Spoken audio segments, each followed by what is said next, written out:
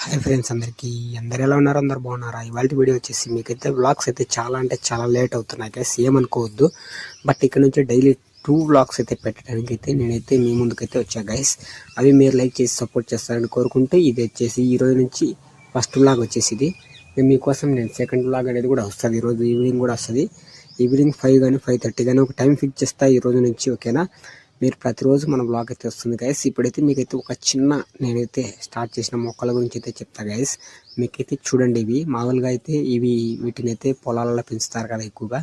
Dragon fruits అని ఇంటి దగ్గర కూడా పెంచుతారు. బట్ నాకైతే ఒకటైతే ఫస్ట్ ఇది చిన్నదైతే పెట్టా గైస్. మరి ఇది వచ్చేసి నేను విత్తనాలు వేసినప్పటి నుంచి పెరుగుతూనే ఉన్నాయి. బట్ ఇది పక్కన విత్తనం వేసిన తర్వాత దాన్ని తీసుకొచ్చి దీంట్లో నాటా గైస్. చాలా అంటే చాలా బాగా పెరుగుతుంది. బట్ ఇది వాటర్ కూడా చాలా రోజులు కూడా తీసుకుంటుంది గైస్, ఎక్కువ అయితే తీసుకోవట్లేదు. వాటర్ కూడా ఎక్కువ తీసుకోవట్లేదు. అలాగే ఇక్కడ చూస్తున్నారు కదా మీరైతే, దాని పక్కన కూడా ఒక 2-3 ఉన్నాయి కదా, వాటిని కూడా రీసెంట్గా అయితే నాటా. మీరు అక్కడ బ్లాక్ కలర్లో కనిపించేది మాత్రం మీరు ఏమనుకోనుకోండి, అది కూడా మట్టే.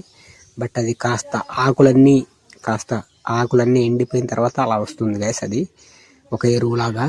దాని అయితే మేమైతే అక్కడే నాటుతున్నాం కదా. దాంట్లో ఇప్పుడు మళ్ళీ ఇది కొంచెం పెరిగిన తర్వాత దాని చుట్టూ కూడా అదే వేస్తాం. మొత్తం ఎండిన ఆకులు, మామూలుగా కుళ్ళిన ఇదే వేపకాయలు ఇలాంటివి కదా, మొత్తం అన్ని బేసేసి చేస్తాం ఎరువులాగా. చాలా అంటే చాలా బాగా పెరుగుతుంది గైస్. మీకు ఎలా అనిపించిందో కామెంట్ బాక్స్లో కామెంట్ చేయండి గైస్. అలాగే మీరు ఏ మొక్కలు అయితే పెంచుతున్నారో మీ ఇంటి చుట్టుపక్కల చాలా అంటే చాలా ఉంటాయి కదా, కామెంట్ చేయండి. అలాగే మీలో చాలా మందికి తెలుసా మనం ఇంటి దగ్గర కూడా పెంచుకోవచ్చు వీటిని.